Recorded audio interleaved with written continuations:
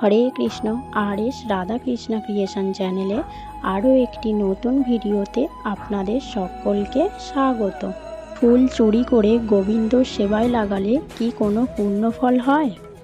অন্যের বাড়ি থেকে বা অন্যের বাগান থেকে ফুল চুরি করে বা ছাদে থাকা অন্যের গাছ থেকে ফুল চুরি করে যদি কৃষ্ণের সেবায় অর্পণ করা হয়, তাহলে সেটি কি ভগবান গ্রহণ করেন?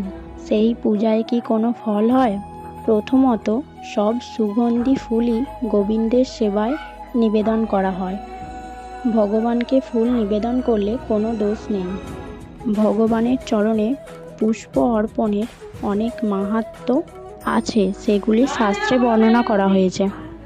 কিন্তু যেসব ফুল অনায়াসে পাওয়া যায়, কিংবা কেউ খুশি মনে দেয়, কিংবা কারো কাছে চেয়ে আনা যায় বা কারো কাছে থেকে কিনে আনা যায়, তাতে সেবকের মন ভালো থাকে। অর্থাৎ যে সকল ফুল সহজেই সংগ্রহ করতে পারবেন বা কেউ আপনাকে খুশি মনে প্রদান করবেন বা কারো কাছ থেকে চেয়ে আনতে পারবেন অথবা আপনি কিনে আনবেন, সেই সকল পুষ্প আপনি যদি ভগবানের চরণে অর্পণ করেন, তাহলে আপনি শুদ্ধ চেতনায় ভগবানের সেবা করতে পারবেন।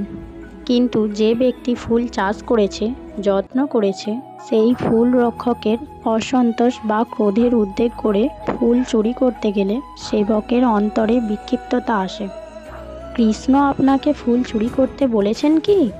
নিশ্চয়ই ভগবান ফুল চুরি করে তাকে অর্পণ করতে বলেনি।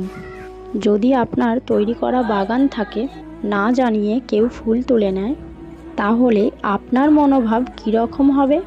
তাই প্রতিকূল অনুভব নিয়ে নয়, বরং অনুকূল মনোভাব বা শুদ্ধ মন বা চেতনা নিয়ে ভগবানের সেবা করা উচিত। তাই আপনি আপনার বাড়ির ছাদে বা বারান্দায় বেশ কিছু ফুলের গাছ লাগিয়ে যত্ন করুন। সকাল বিকাল সেই গাছে জল দিন এবং আপনার যত্নে উৎপাদিত পুষ্প মহা আনন্দে ভগবানকে নিবেদন করুন।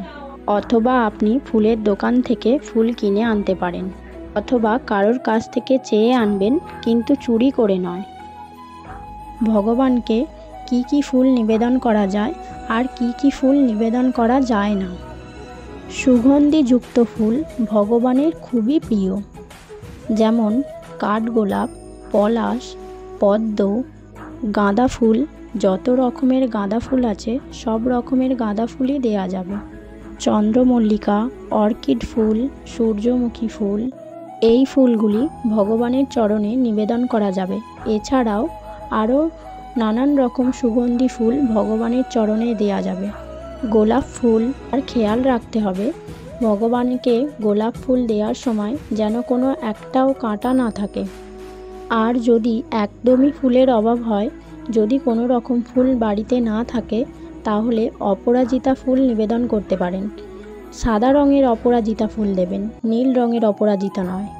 এবং সাদা রঙের জবা ফুল নিবেদন করতে পারবেন। যদি থাকে তাহলে ভগবানকে নিবেদন করতে পারি, কিন্তু ফুলের অভাবে। সুগন্ধিযুক্ত ফুল ভগবানের খুবই প্রিয়। সুগন্ধিযুক্ত ফুল ছাড়া ভগবানকে কোনো ফুল দিতেই নেই। ধরুন আমাদের বাড়িতে কোনো সুগন্ধিযুক্ত ফুল নেই, তাহলে আমরা অন্য ফুল দিতে পারি, কিন্তু চন্দন বেটে সেই চন্দনের সাথে সেই ফুল যদি ভগবানকে নিবেদন করি, তাহলে চন্দন থেকে যে সুন্দর গন্ধটা আসে, সেই ফুল থেকে একটা সুন্দর গন্ধ আসে, সেই ফুলকে আমরা ভগবানের সেবায় নিবেদন করতে পারি। কিন্তু লাল জবা ভগবানের চরণে নিবেদন করা যাবে না। লাল জবা নিবেদন করা যাবে না, শাস্ত্রে লেখা আছে।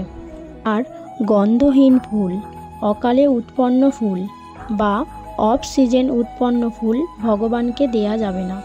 মাটিতে পড়ে থাকা ফুল শ্রীকৃষ্ণের চরণে দেয়া যাবে না। শাস্ত্রে বলা আছে, শ্রীকৃষ্ণের জন্য আমরা কি ফুল নেব না? শ্বেতকরবী বা রক্তকরবী, আকন্দ ফুল, ধুতরা ফুল, শিমুল ফুল, শিরীষ ফুল, এই ফুলগুলি শ্রীকৃষ্ণের চরণে একেবারেই দেওয়া যাবে না, শাস্ত্রে নিষিদ্ধ রয়েছে। যদি আমরা এই ফুলগুলো শ্রীকৃষ্ণকে নিবেদন করি, তাহলে মহাভয় উৎপন্ন হয় এবং ধনহানি ঘটে। আশা করি শ্রীকৃষ্ণের চরণে কোন কোন ফুলগুলি দেব আর কোন কোন ফুলগুলি দেব না। কেন ভগবানের চরণে প্রতিদিন পুষ্প অর্পণ করবেন? ভগবানের চরণে প্রতিদিন পুষ্প অর্পণ করলে লক্ষ্মী বৃদ্ধি হয়, অর্থাৎ ধন, যশ, আয়ু, মঙ্গল ও বুদ্ধির বৃদ্ধি হয়। যিনি ন্যায় পথে অর্জিত ধন দ্বারা পুষ্পক ক্রয় করিয়া কেশবের পূজা করেন, তিনি অধস্তন সপ্তপুরুষ ও ঊর্ধ্বতন সপ্তপুরুষকে উদ্ধার করেন। যিনি উদ্যানে স্থিত পুষ্প দ্বারা ভগবান শ্রীকৃষ্ণের পূজা করেন, তিনি উদ্যানই প্রাপ্ত হন, ইহাতে সংশয় নাই। ভগবানের প্রিয় সুগন্ধি পুষ্প দ্বারা পূজা করিলে মানবগণ প্রতি পুষ্পে 10 সুবর্ণ মুদ্রা অর্পণের ফল লাভ করবে।